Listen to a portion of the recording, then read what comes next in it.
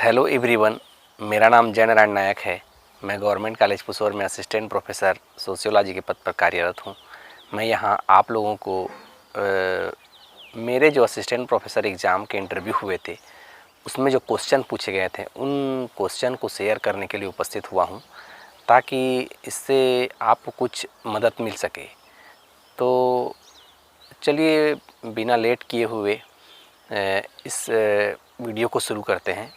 तो मेरे को जब मैं असिस्टेंट प्रोफेसर एग्ज़ाम इंटरव्यू के लिए एंटर किया, जैसे ही बोर्ड के अध्यक्ष के द्वारा पूछा गया कि आप जो हैं प्राइमरी टीचर हैं और एक असिस्टेंट प्रोफेसर क्यों बनना चाहते हैं। फिर इसका मैंने जवाब दिया। उसके जस्ट बाद उन्होंने पूछा, क्योंकि मैं शिक्षा विभाग से संबंधित था इसलिए शिक्षा विभाग से संबंधित प्रश्न किए गए कि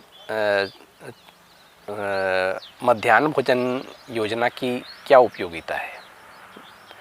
इसके बाद जो है अगला प्रश्न किया गया, छत्तीसगढ़ की साक्षरता प्रतिशत कितनी है वर्तमान में।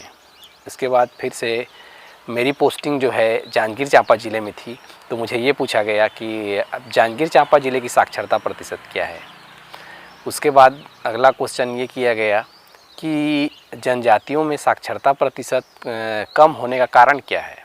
उसके बाद फिर जस्ट ये पूछा गया कि जनजातियों में साक्षरता प्रतिशत को बढ़ाने के लिए कोई 5 उपाय बताइए। उसके बाद फिर जो है ये पूछा गया कि जनजातीय साक्षरता प्रतिशत को बढ़ाने के लिए यदि आप असिस्टेंट प्रोफेसर बन जाते हैं तो क्या प्रयास करेंगे। उसके बाद जो है बोर्ड के अध्यक्ष के द्वारा जो है विषय विशेषज्ञ को क्वेश्चन पूछने के लिए कहा गया। फिर विषय विशेषज्ञ पहले नंबर ने मुझे ये क्वेश्चन किया कि आपने जो है एमए किया है तो उसमें कौन कौन से पेपर थे आपके एमए में। फिर मैंने पेपर का नाम बताया। उसके बाद जो है मुझसे ये क्वेश्चन किया गया कि आप क्या पढ़ के आए हैं, आज आप इंटरव्यू देने आए हैं। तो फिर अगला क्वेश्चन ये किया गया कि मैंने बताया कि जो है मैं दुर्खिम को पढ़ के आया हूँ बोला। तो दुर्खिम के कुछ सिद्धांतों के नाम बताइए। तो उन्होंने मैं बताया फिर, है ना, कुछ 1-2 सिद्धांत का नाम दिया। उसके बाद मैडम थी बोर्ड में, वो पूछी कि आपने जो है दुर्खिम पढ़ा है तो सामूहिक प्रतिनिधान की अवधारणा क्या है। फिर मैंने जवाब दिया।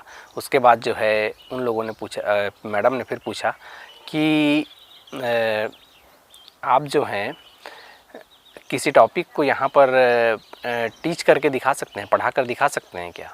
तो हाँ मैडम बोला। तो कौन सा टॉपिक पढ़ाओगे बोले। तो फिर मैं बोला आत्महत्या का सिद्धांत। तो फिर मैं ब्लैक बोर्ड पर जो है आत्महत्या के सिद्धांत को पढ़ाने गया। 3-4 मिनट तक मैं वहाँ पढ़ाया। उसके बाद उन लोगों ने मुझे बुला लिया। उसके बाद फिर नेक्स्ट क्वेश्चन किया गया कि परिप्रेक्ष्य से आप क्या समझते हैं, पर्सपेक्टिव का क्या अर्थ होता है। उसके बाद फिर अगला क्वेश्चन जो है मैडम के द्वारा ही किया गया कि सामूहिक चेतना से आप क्या समझते हैं। उसके बाद जो है मैडम जो है अपने तरफ से पास कर दी। एक सेकंड विषय विशेषज्ञ को जो है उन्होंने क्वेश्चन पूछने के लिए कहा। तो जो दूसरे विषय विशेषज्ञ थे सोशियोलॉजी के, उन्होंने मुझसे प्रश्न किया कि संस्कृति क्या है। उसके बाद जो है नेक्स्ट क्वेश्चन उन्होंने किया संस्कृति और सभ्यता में अंतर बताइए। उसके बाद जो है अगला क्वेश्चन उन्होंने किया जाति और वर्ग में अंतर बताइए। उसके बाद जो है और एक नेक्स्ट क्वेश्चन उन्होंने किया कि संस्कृति की एक परिभाषा बताइए। फिर उसके बाद जो है उन्होंने जो है पास कर दिया। तीसरे विषय विशेषज्ञ को जो है उन्होंने तीसरे मेंबर्स को है क्वेश्चन पूछने के लिए कहा। और उसके बाद तीसरे मेंबर ने मेरा व्यक्तिगत विवरण देखा था। उन्होंने देखा कि मैं जो है नेट एग्ज़ाम जो है दिसंबर 2012 में क्लियर कर लिया था और मैंने जो है एमए जो है 2013 में कंप्लीट किया।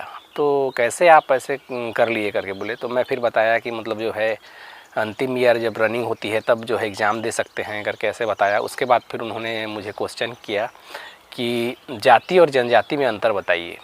फिर उसके बाद जो है मैं जाति और जाति में अंतर बताया। उसके बाद जो है मुझसे ये क्वेश्चन किया गया कि आप जो हैं